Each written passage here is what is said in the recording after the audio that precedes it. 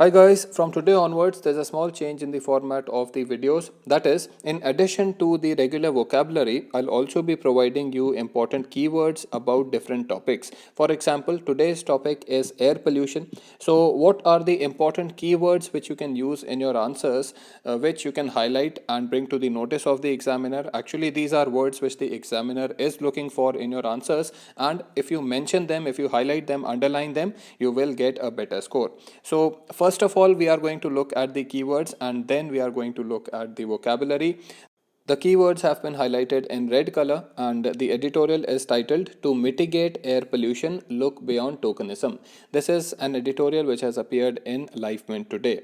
So the first keyword is AQI, which stands for Air Quality Index. Then we have EPCA, the full form is given here. Then we can use the keyword odd even scheme, which is a very popular scheme in Delhi NCR. Then you can use words like hybrid vehicles, CNG vehicles. If we move on, we have stubble burning as a major contributor to pollution. So you can use this keyword. There are other causes also, so you don't have to single out just one cause, but stubble burning is an important cause. Other causes also similarly you will have to write and highlight. Then we have NCR is an important keyword because pollution is a major problem in the NCR. Other cities also face this problem, but NCR gets the maximum highlight, so you can use this as context, and the same solutions can be implemented everywhere. Then you have topography also. Now this is a new keyword, especially in this editorial, because the editorial says that pollution is not just because of stubble burning, but it is also because of the topography of the region. So the topography of NCR is saucer shaped, and therefore there are certain causes which lead to higher pollution. You can go through these sentences here for the explanation. The next keyword that you can use is vehicular pollution. So this is another cause of pollution.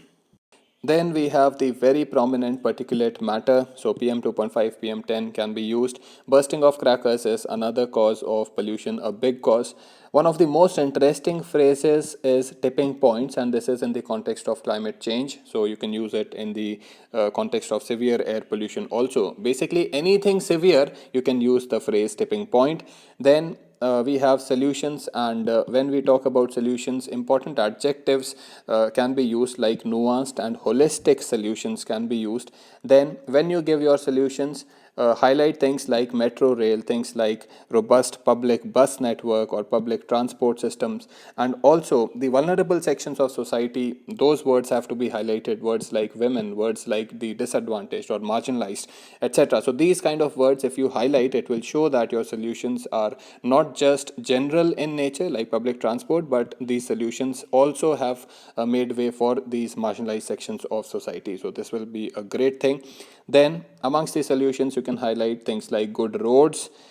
Finally, when we come to the conclusion, very interesting things are here. We can use words like public debate. Don't use words like force a public debate. This will not be good in your exam.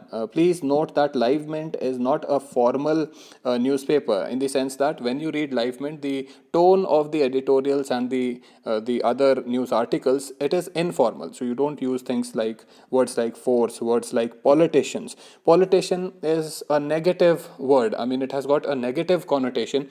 Use words like political leadership or political leaders. Don't use politicians in your exam. Commit to a timeline. This is good.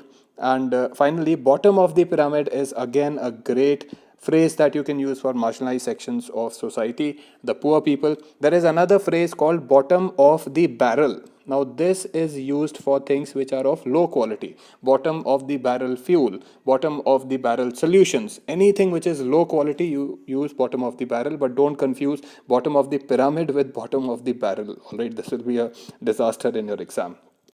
Next we come to vocabulary, and like always, vocabulary will be highlighted in green color. The first important word is tokenism. Tokenism means when something is done just for publicity, or when something doesn't have any real significance, just as a token it is done, it is known as tokenism. Now there's another word, hypocrisy. Hypocrisy and tokenism are synonyms, but hypocrisy is used to highlight negative situations or negative undertones it has got, and tokenism can be used in neutral or positive situations.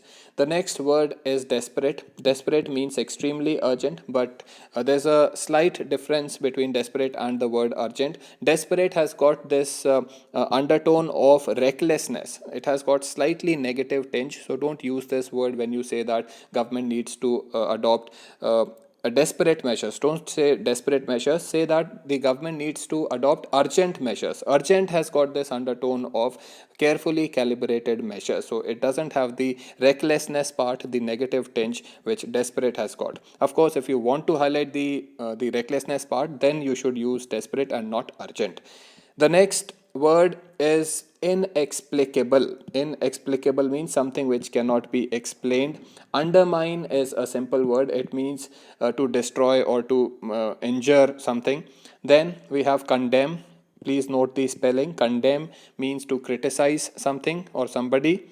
Then we have this phrase, take the debate beyond the predictable binaries. Now this is a good way of expressing predictable binaries. Binary means 0 and 1. So this means that very extreme positions you should not have. For example, in the case of air pollution, stubble burning is being said to be the biggest problem and the other problems are not being looked at. So the author is saying we should take the debate beyond the predictable binary. So we should not look just at the obvious things but also at the more nuanced things. So I hope this expression is clear and you can use it in your essays. The next is again a proverb. It is the gorilla in the room. You can also use the elephant in the room. This phrase basically means or this proverb basically means some problem or something which is there, which is existing and which everybody is aware of, but nobody wants to talk about it. Also, there is another proverb. It is an 800-pound gorilla. So this proverb is used in situations where we have somebody who is reckless and indiscriminate. He or she doesn't follow the rules, but everybody else has to follow the rules. Just imagine if you have an 800-pound gorilla near you. What will it do? It will be reckless. It will be indiscriminate. It will do whatever it wants. So we can say that Kim Jong-un of North Korea is an 800-pound gorilla in his country. So I hope you get the meaning and you can use this phrase in appropriate situations. The next words are nuanced and holistic. Now, these words are used in the context of solutions to the problem of air pollution, and the solution has to be nuanced. This means that we want specific solutions for specific problems. We want specific solutions for the problem of stubble burning. We want specific solutions for the problem of vehicular pollution. So, nuanced means it is not a one-size-fits-all solution. It is a very specific solution to specific problems. The opposite of nuanced solution will be blanket solution, which is one size fits all solution. The next word is holistic. Holistic means something which is very comprehensive. Next, we have another proverb, kick the can down the lane. Now, you must have seen children kicking stones and walking. I mean, they are continuously kicking the stone or kicking whatever can here in this context, and they are walking down the road. So, kick the can down the lane or kick the can down the road basically means you are not dealing with a problem. You are simply delaying the problem. You are not addressing it. You are simply procrastinating about the problem. So, I hope this meaning is clear. The next word is dovetailed. Dovetailed basically means when different things are blended harmoniously. It is called as dovetailing.